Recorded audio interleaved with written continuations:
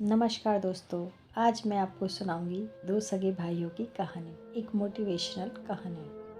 भैया, परसों नए मकान पे हवन है, छुट्टी यानी इतवार का दिन है। आप सभी को आना है, मैं गाड़ी भेज दूंगा। छोटे भाई लक्ष्मण ने बड़े भाई भरत से मोबाइल पर बात करते हुए कहा। क्या छोटे, किराए के किसी दूसरे मकान में शिफ्ट हो रहे हो? नहीं भैया, ये अपना मकान है, किराए का नहीं। अपना मकान? भरपूर आश्चर्य के साथ भरत के मुंह से निकला। छोटे, तूने बताया भी नहीं कि तूने अपना मकान ले लिया है। बस भैया, कहते हुए लक्ष्मण ने फ़ोन काट दिया। अपना मकान? बस भैया, ये शब्द भरत के दिमाग में हथौड़ी की तरह बज रहे थे। भरत और लक्ष्मण दो सगे भाई और उन दोनों में उम्र का अंतर था करीब 15 साल। लक्ष्मण जब करीब 7 साल का था तभी उसके माता पिता की एक दुर्घटना में मौत हो गई। अब लक्ष्मण के पालन पोषण की सारी जिम्मेदारी भरत पर थी। इस चक्कर में उसने जल्दी ही शादी कर ली की जिससे लक्ष्मण की देख रेख ठीक से हो जाए। प्राइवेट कंपनी में क्लर्क का काम करते भरत की तनख्वाह का बड़ा हिस्सा 2 कमरे के किराए के मकान और लक्ष्मण की पढ़ाई व रहन सहन में खर्च हो जाता। इस चक्कर में शादी के कई साल बाद तक भी भरत ने बच्चे पैदा नहीं किए। जितना बड़ा परिवार उतना ज़्यादा खर्चा। पढ़ाई पूरी होते ही लक्ष्मण की नौकरी एक अच्छी कंपनी में लग गई और फिर जल्द शादी भी हो गई।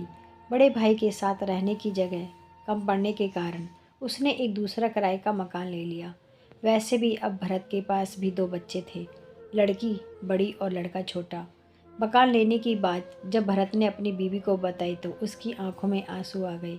वो बोली, देवर जी के लिए हमने क्या नहीं किया। कभी अपने बच्चों को बढ़िया नहीं पहनाया, कभी घर में महंगी सब्जी या महंगे फल नहीं आए। दुख इस बात का नहीं कि उन्होंने अपना मकान ले लिया, दुख इस बात का है कि ये बात उन्होंने हमसे छिपा के रखी। इतवार की सुबह लक्ष्मण द्वारा भेजी गाड़ी भरत के परिवार को लेकर एक सुंदर से मकान के आगे खड़ी हो गई।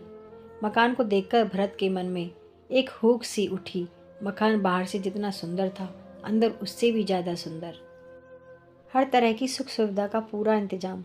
उस मकान के 2 एक जैसे हिस्से देखकर भरत ने मन ही मन कहा, देखो छोटे को अपने दोनों लड़कों की कितनी चिंता है। दोनों के लिए अभी से एक जैसे 2 हिस्से तैयार कराए हैं। पूरा मकान 1.25 करोड़ रुपए से कम नहीं होगा।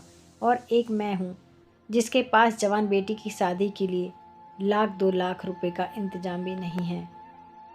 मकान देखते समय भरत की आंखों में आंसू थे, जिन्हें उन्होंने बड़ी मुश्किल से बाहर आने से रोका।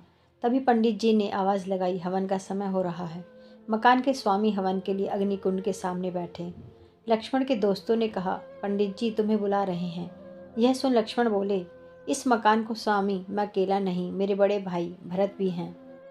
आज मैं जो भी हूँ सिर्फ और सिर्फ इनकी बदौलत। इस मकान के 2 हिस्से हैं, एक उनका और एक मेरा। हवन कुंड के सामने बैठते समय लक्ष्मण ने भरत के कान में फुसफुसाते हुए कहा, भैया बिटिया की शादी की चिंता बिल्कुल न करना, उसकी शादी हम दोनों मिलकर करेंगे। पूरे हवन के दौरान भरत अपनी आंखों से बहते पानी को पोंछ रहे थे, जबकि हवन की अग्नि में धुएं का नामो निशान न था। धन्यवाद।